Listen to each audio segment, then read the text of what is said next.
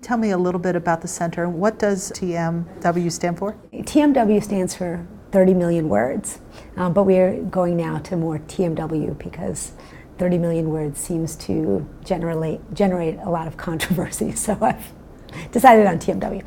So the TMW Center for Early Learning and Public Health really is a translational research program that's trying to advance what I like to call a population level shift in parent and caregiver knowledge, beliefs, and behaviors around the importance of the first 3 years of life and the importance of talk and interaction in building a child's brain.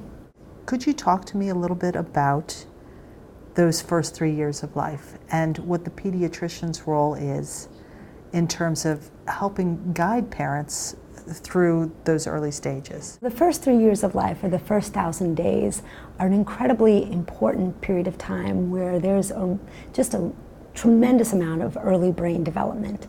And that brain development that occurs will impact the child's entire life. And at the heart of the brain development is the simple interaction between parent and child. Whether you call it talk, reading, and singing, or the 3 T's, it's that warm, nurturing back and forth, or serve and return, that is really building the brain, or the infrastructure.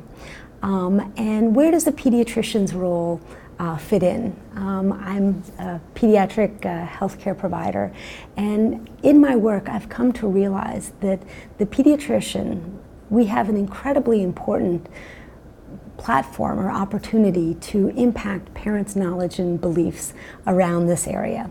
In the first 3 years of life, there are 12 visits to the Well Baby Check, and what a great opportunity to share this important information that just the simple act of talking, reading, and singing, nurturing interactions, can build your child's brain and get them ready for school.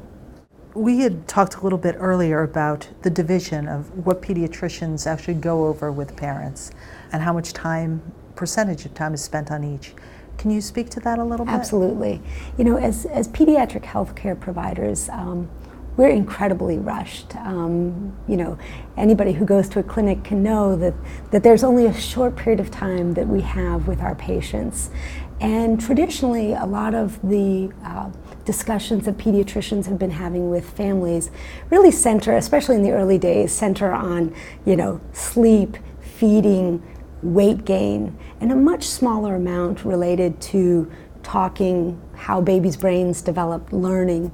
And really what we're trying to shift at the TMW Center is really help shift the conversation a little bit, where pediatric healthcare providers, you know, talk a little bit more about the importance of early brain development and parents' role in this. But the recent AAP guidelines is really advancing the importance of shining a light on the importance of early interaction for stimulating brain development, and they've really elevated this to the top of the list.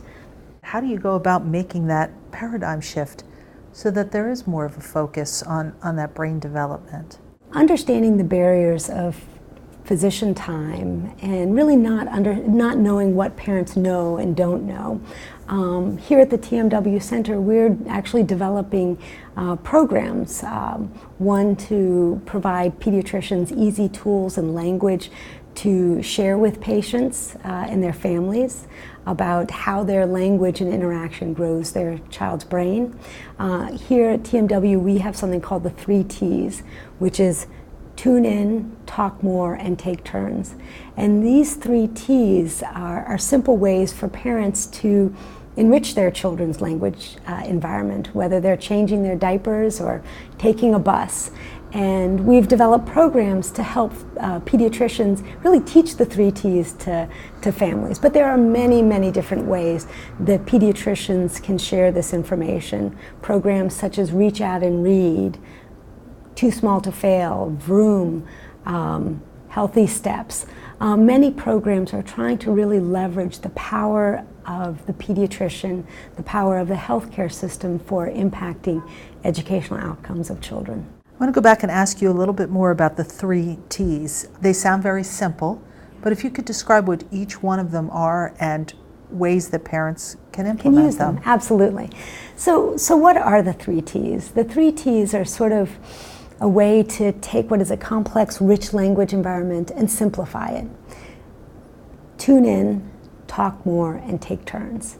What is tuning in? Tuning in is really following your child's lead, using child-directed speech, and focusing on what your child's interested in.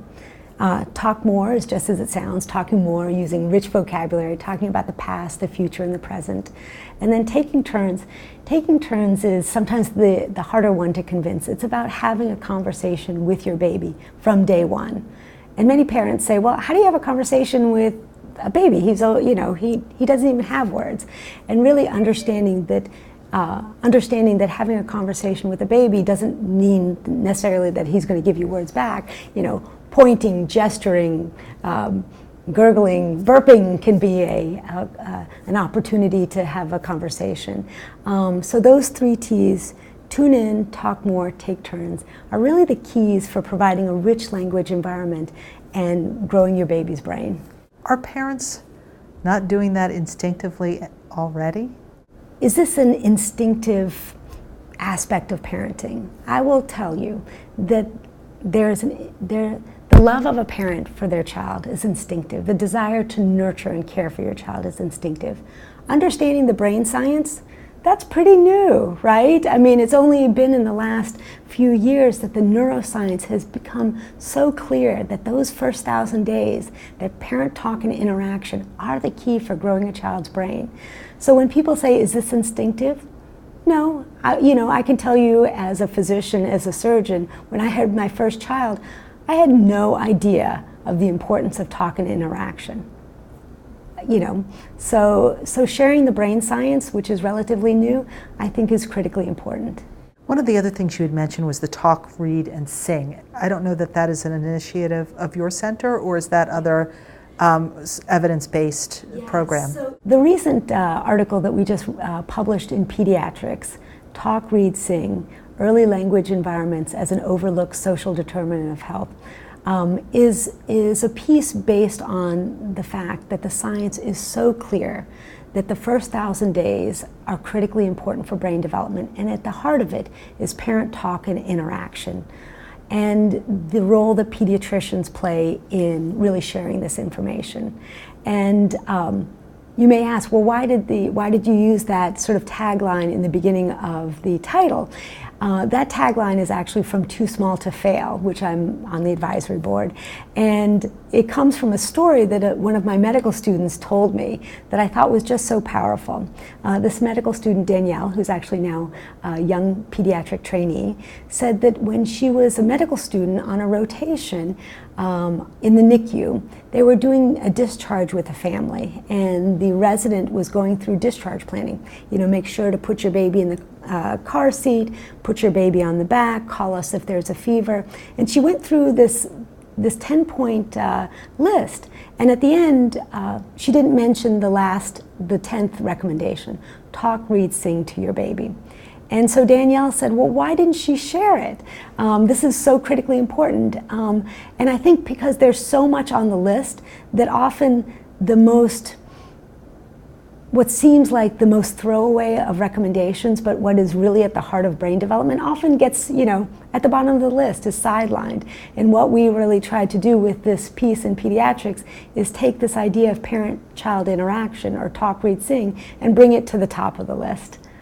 What's it going to take to get it there? What is it going to take to get it there? I think there's no one program. There's no 2 programs. It's really going to be a population level shift where every pediatrician, where every early care provider, where every parent, where every policymaker understands the critical importance of the first 1,000 days for building our children's brains. And until we all get on the same page and really advance this idea, we will continue to be behind the 8 ball. Is there a shift in some med programs at some med schools toward highlighting the importance of this brain development, or is it still slow to change? No, I have seen in my last 9 or 10 years working in this field a real shift. There seems to be a growing understanding of the critical importance of the brain science and the critical importance of the healthcare system as part of it. There are many people working in this field, and for example, Vroom is working with Mount Sinai on a pediatric resident curriculum. We're working on a pediatrician curriculum. There are many groups around the country, and I think it's not going to happen in 1 or 2 years, but certainly I feel that the shift is coming. So the next generation of young pediatricians will see a lot more of this in their schooling. Yeah, absolutely. And what's related to that, what's very important, what's very interesting is we did a survey. Everywhere I give a talk, I often give the Speak, which is a tool for understanding adults' knowledge and beliefs about child language and brain development. So I give the Speak everywhere I go. And what was very interesting, and I gave it to a group of pediatric trainees and young pediatricians, and those who had coursework on early brain development of children, they were the ones who were more likely to talk with parents about the importance of talking and interacting with their children. So I think the more we embed this idea in their curriculum as their everyday, whether they become a primary care pediatrician or an intensivist or a pediatric cardiologist, this is fundamental for all children's development. Is there anything I didn't ask you that you would want our viewers to know? What's very exciting that's happening here at the TMW Center is that we're gearing up for a community-wide demonstration project where we're taking our program, which I like to call a public health approach to early learning, which is a group of interventions that work with parents at multiple touch points. We have a program that meets parents on day one in the hospital, on the maternity ward, goes into pediatricians' offices, and then home visits and group sessions. And we're about to embark on a true community-wide partnership where hopefully all children born in this community will receive this multiple touch point approach. And in the next 5 years, we'll see what works and what doesn't work. Where you got your undergraduate degree, what your degrees were in, and if you have any additional degrees besides the medical degree. I actually went to a 6-year medical program out of high school at the University, UMKC Medical School. I went to the University of Pennsylvania for my residency in otolaryngology, head and neck surgery. I did my fellowship at Washington University in pediatric otolaryngology, and that's about it.